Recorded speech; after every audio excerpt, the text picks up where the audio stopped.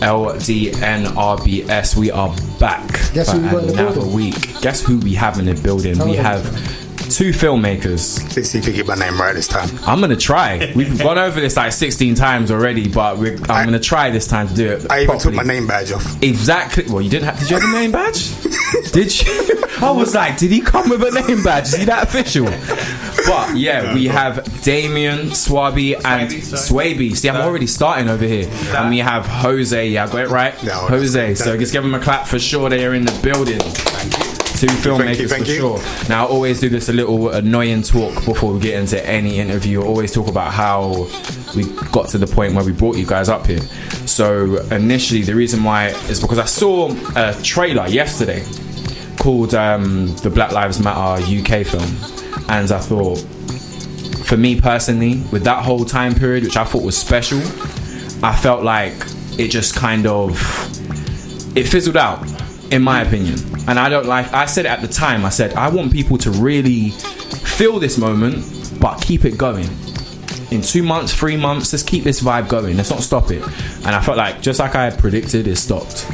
And I felt like I hope that something comes out that captures this special time, because I thought it was special. I was there. I felt like it was something I've not seen in London before. But it's to do with the media as well, because the media put out what they want to put out. When They they didn't want really people cover it at the time, to forget about stuff, they stop talking about it.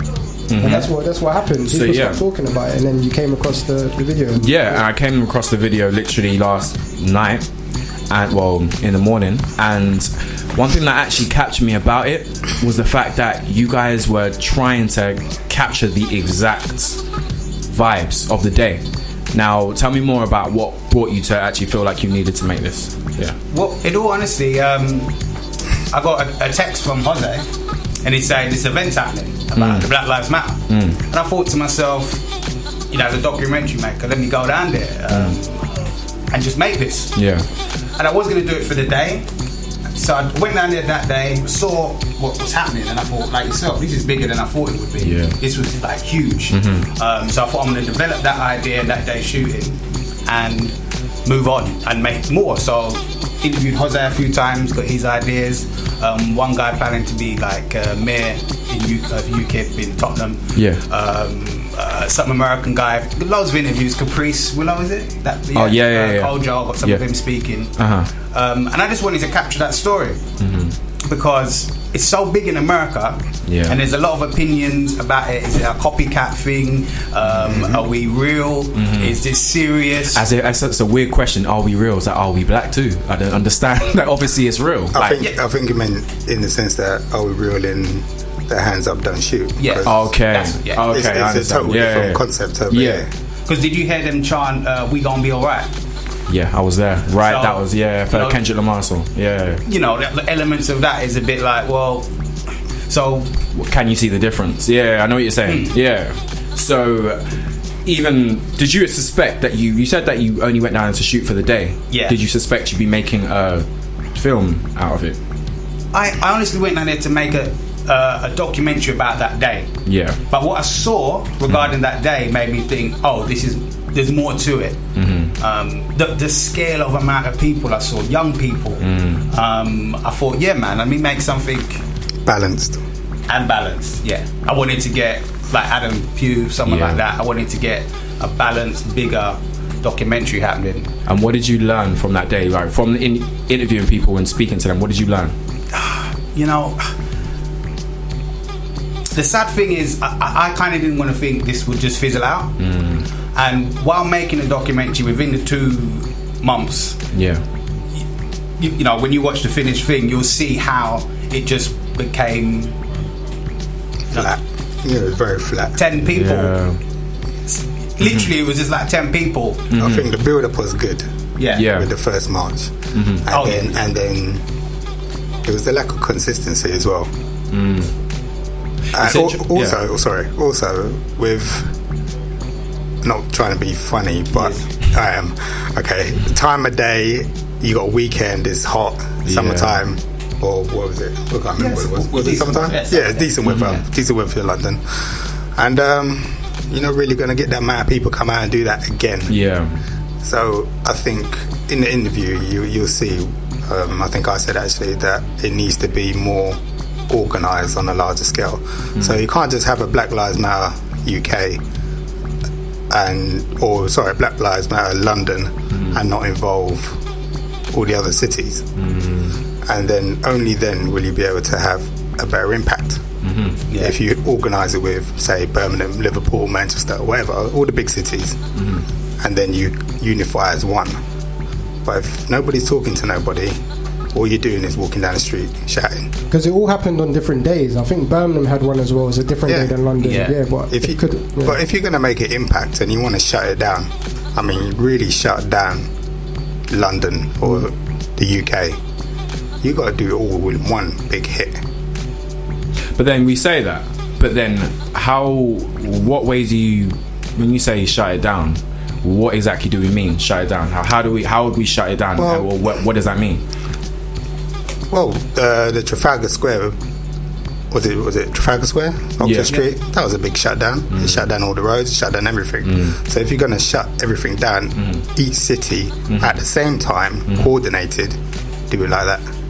If you want to make an impact, if you're just going to do London, okay, you hit 6 o'clock news, big deal. Do you guys believe that Black Lives Matter in that time period was a success? No. Interesting. That's so interesting you guys say this, but go on. I don't think it was. Yeah. Well, go on, let you speak. I'll let you on. I don't think it was a success because it could have been more than what it was. So why be good when you can be great? And what was your take on it? My take is I can't say if it was a success or not, because in all honesty I don't know what the objective was. That too. You know, I've got footage there, and I'm thinking, I'm looking at different people, and did people just need things they need to get off their chest? This is why I believe it was a success. This is why I believe it was a success, because I think in London, a few years back, something very similar happened. It wasn't similar, in fact, but it was the same type of revolutionary vibe. It was the riots. Same kids, a little bit younger, maybe didn't know how to do certain things, so they ended up knocking down, just going crazy pretty much, and it was unorganized craziness. We can all agree with that one. Whereas now I believe that these same kids got a little bit older and it was a little bit more organized. It wasn't great, I would say that, but it was a little bit more organized, and to me it showed growth, and it showed just everyone getting together and just pretty much going against certain things that is any bad cause. I felt like that was a success in itself. We could have been much better, but I do believe it was a success just because we actually got together. And I think we don't get together as people. To see our people getting together, I felt like that was a success for me, personally. But I think it should start really in the community, because everyone's got a voice when they see police and everything doing what they're doing, but when this is happening in the community monthly or every year, there's deaths and there's black on black crime, there's nobody really speaking up apart from the marches that they do every year. But I think it should really start there before anything else. But why does it take such an event for us to be getting together? I completely agree with that. Why does it always have to be a killing, a stabbing, brutality? The only other time we do come together where it's nothing to do with violence is Carnival. Wow. And there's violence. Let's stick with that one. It's that's minimum. That's the sound clash. But but you know what I mean? Why does it take violence or death for black people to unite? Because even the Brixton riots, I'm going to have an epileptic fit in a minute. I watched he had something called, I think, People Brixton that you created, and I watched that also, and it just showed the growth of Brixton 20 years ago, 10 years ago up till now, and it's growing massively. I remember Brixton when there was Fridge Bar, it's called something different now. And even the people that are in Brixton and what's happening in different cultures has changed so much. Completely changed. But is that growth, do you think, for us? I think it is. It's not growth for us. Can we live there? That's economic. Yeah, economic growth. That's the same as Hackney. But then the surroundings in Brixton has changed because there's more people opening up businesses. So, but is that black people? Yeah, 100%. Take that. You know, when I made that, I went down there and I was like, I hadn't been to Brixton for 20 years. And I was like, wow, Like all those Japanese stalls, these, you know, almost, I don't want to sound like UKIP, but all these kind of foreign words I can't pronounce. So I want my country back. No, I was just like, Wagamama. He's joking. Yeah, he was joking. He said, just let him know. Yeah. But it's very weird because people say it's grown, but I look at that, you know, I look at Brixton, I think there's a lot less black people there, and I'm honestly don't think a lot of working class people or people from working class backgrounds, white or black, are the people that are making Brixton great in inverted commas. But it's also good and bad, I think, as well, because although it's growing, it can also push people out because prices are going up. Yeah. Rent's going to go up. To be honest, I feel like that was their preconceived notion of thought. To be honest, I think they actually wanted to get people richer from other areas to come in, and then eventually push the culture of London gets pushed out. I feel like that's happening all around London right now, unfortunately. Yes, I agreed. But can I ask, why did you two decide to film and to do all of this? Sorry, not to think your question, but where did it start for both of you? What, filming or? Yeah. They just looked at it, just to let anyone who didn't see, they just looked at each other and gave a look. You know, it's like one of those questions where you say, how did you do that, or how did it start? And it's like, okay, from memory,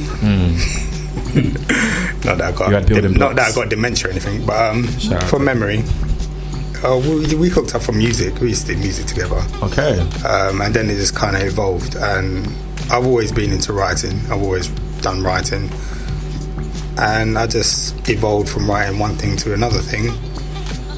Damien was into music and he was acting, and he evolved from acting to producing. So kind of the evolution of both of us kind of just grew together, and then we just merged to do what we love doing, I guess. So it's not trying to be a jack of all trades. Yeah. It's we jacked ours in. It's just it's just mastering your craft, I guess, and just gradually progressing. Try not to be one of them people where just because you got a camera, you're a photographer, and then you think, oh, I can spit some bars, so now I'm a rapper. And you know, you've been watching the new YouTube videos up. I've been doing my thing. Next week I'm breakdancing. You can catch me on. No, I'm just joking. But yeah, we're just trying to kind of develop and nurture ourselves and just make something that's consistent and just shows growth. You know, like we always say, when we're doing short films are really good for your development. Short films, you'll never make anything of them. Yeah. You know, short films is like your work experience to perfect your style, perfect your mistakes, to learn as you gradually go along, until you get to that point where you don't want to make any more shorts. Now you've got something to prove and you want to make something with depth. So that's what we're on now, where we want to give more depth and probably go into a feature film. Nice. So yeah, I mean, we've shot so many short films. We've gone through so many different experiences and tried to even shoot a short film, and then you just have an epiphany and just think, well, now's the time to stop all of that and go forward. I was going to say, I saw Marion as well. Marion, yeah. Well, you've been watching a lot of films, innit? Yes. I'm all over YouTube. I was looking at YouTube videos all night. So I watched Marion, and what I found with the short film, I thought it was teasing me, because I wanted to see more. Oh, right. It was like 3 minutes, but I wanted to see me. This is actually what first thing he said to me when he came in. He was like, I don't like it with these trailers, like they keep on cutting off at the best points. I wanted to see the rest. I wanted to see more because I don't know if it was it a true story. Yes, the girl met at the bus stop. Yeah, so can we enlighten me on this story? I think there was a question: is she homeless or helpless? And I think she asked her mum for help, or she didn't have nowhere to go. She asked her mum for help. Her mum said, no, go and get a job, basically. Yeah. And it seemed like she was wandering around in London, and she was taking photos. But it was nice to watch because she felt comfort with her camera, and she almost gave her freedom.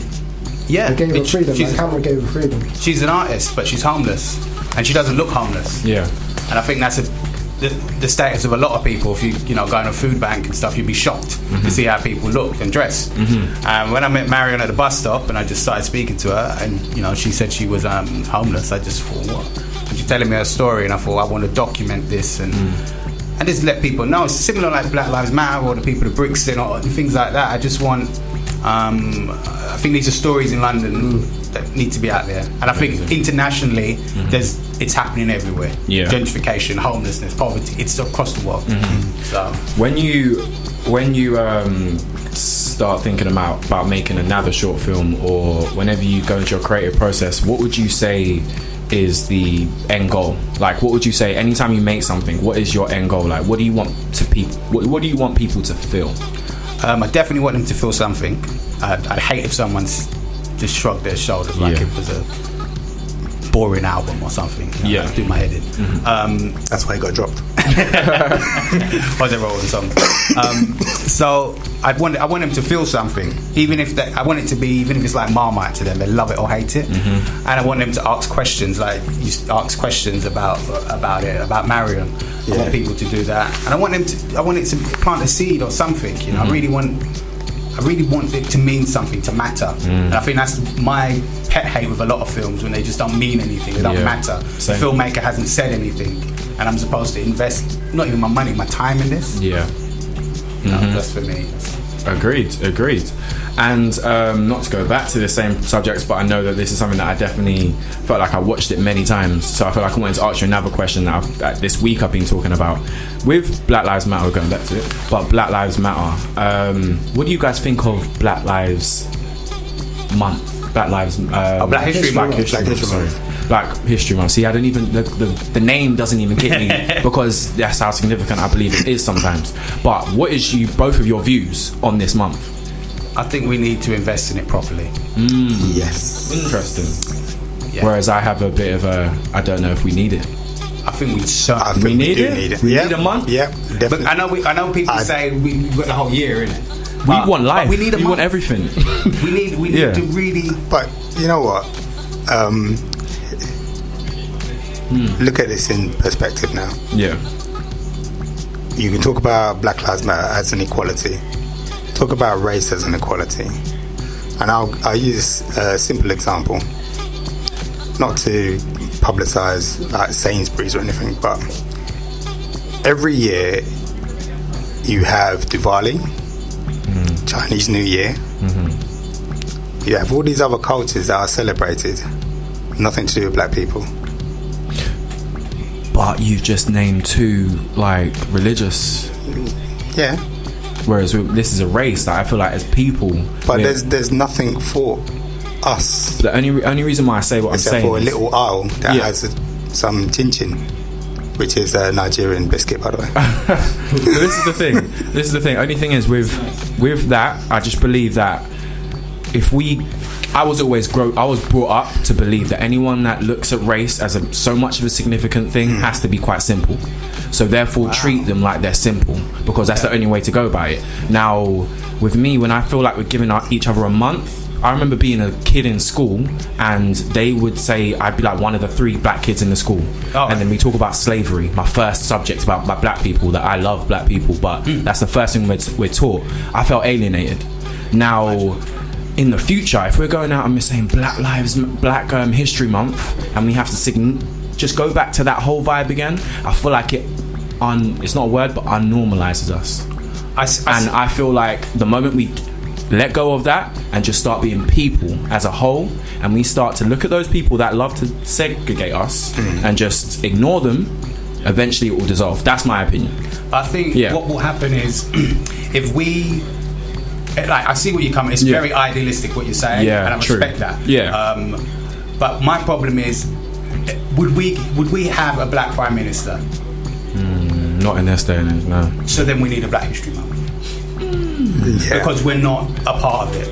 There's an illusion of inclusion, and we need to really work hard to always remember, if it's just 1 month of the year, that we are not the same. But then a Black History Month, would that not just make the people that don't want there to be a black prime minister even more significant? Like, be like, let them have that month, but they ain't having this prime minister. I think those people that think like that are not going to like us anyway. True. They're probably always going to find something. They'll say, we had an England captain, Rio Ferdinand was your captain, what do you want? What more do you want? Yeah. No, there's always going to be something. So I think for generations after us. I think it's important that they can at least have 1 month where they go, and the reason why I said it needs to be organised better, so there's just something there's something substantial where they can learn and have fun learning and be educated in a progressive way that's going to help their lives. And I think those things are vital. And once we start saying, no man, we're a part of it and we shouldn't do this and that, I think that's when problems happen. And we start to, it becomes these blurred grey lines, and we just... So going back, you said it's about being consistent with your work and projects. Have you got anything up and coming or coming up? Yeah. I mean, before Mr. Moneybucks here. Before I touch on that, what I want to just say is, you guys are young, and I don't know if I'm Hey. Do you have any children? Do you have any children? No. Do you have children? No. When you have children, you'll think differently. Okay? Because when you look at your child, a black child, regardless of it, mixed race or what, it's still black. Politically. See, no one can see it, but on the video, you will look at your child differently, and you will want to empower them and teach them everything, because you know that the school is only going to do so much on that Black History Month. You'll think different. I heard that. You will. I hear that. I've got 2 girls. Yeah. So I know. How old are you? Interesting. You guys, I don't know if I want to shout out my age. All right. But I'm 24. 29. Yeah, so they're... How old are these two? Yeah, I didn't say they weren't big men. I just said you might not have children yet that you know of. Shout out to Sade, shout out to... I mean, but yeah. They're having fun. But yeah, so... next question. What was it? Projects. Yeah. Anything up and coming? Yeah, like I said, I've personally stopped doing shorts because I want to focus more on features. So I actually, what was happening was I designed a perfume. Okay. And we was going to start shooting the commercial and the photo shoot this month, and then I scrapped it. Just because I thought the money that I'm putting into this perfume, I got it all made, got it all designed, got it all, everything, got everybody in standby. But the money that I was putting into it, I just thought, why am I doing this? What was my goal at the end? And you start running one race to make a film, and you just end up doing different things because you're creative. Your mind is going all over the place. You might want to do a commercial for someone, or you're concentrating on writing something for someone else, and you lose focus of what you're actually running towards, which is the finish line. Yeah. So I said, I need to cut everything out. So I deleted all my short films. Well done. I cut off bar 2 social media, just deleted all the accounts, cut off the photo shoot, took all that money, put it in a shoebox. I said, this is the money towards the feature film. I already had the script written, but what I'm doing now is every day I visit that script. I'll either put a new note, camera angle, something that I envision. Yeah. I keep drafting it, and just currently looking for sound designers, camera hires, editors. What type of film would this be, if you don't mind me asking? To be honest, it's nothing with depth, but it has all the elements that you need. That was a great selling point, I must admit. It's nothing with depth, but it has everything you need. I'm telling you, it's nothing with depth. It's not going to inspire you to work out or give you that buzz in the back of your neck where you watch a film and think, that's the film. No, it's not going to do that. What it has is good writing, good characters. The story, I could tell you the storyline. It's fine. The storyline is basically a man's daughter gets raped by a known gangster. The guy makes a deal with the devil to kill that guy for his daughters, to save his daughter's soul. That's it. Well, damn. Talk about the intenseness in which he looked at me while he said it too. I'm watching the film. As soon as you get it, send it to me, because that's what it is. The guy makes a deal with the devil, says, I want to kill this guy. Yeah. You can have my soul. If that happens. If you make it happen. Well, damn. Where is it set? London. Where in London? I feel like it should be South London straight away. I don't know why I thought South London straight away. Wherever I could afford to shoot it. I hear that. That's the way forward. But that's the next project. So that's the only one, and that's basically the stamp on the CV to say, this is where we are, this is what we do, this is what we're going to produce. It's going to be, it's going to have everything that you want in a film, in a look, in the way that it looks. Like it's going to have like a cinematic look. It's not something bog standard DSLR. It's going to be graded. It's going to have sound design. It's going to have everything. It's going to look perfect. It's only going to be probably a 10-minute film.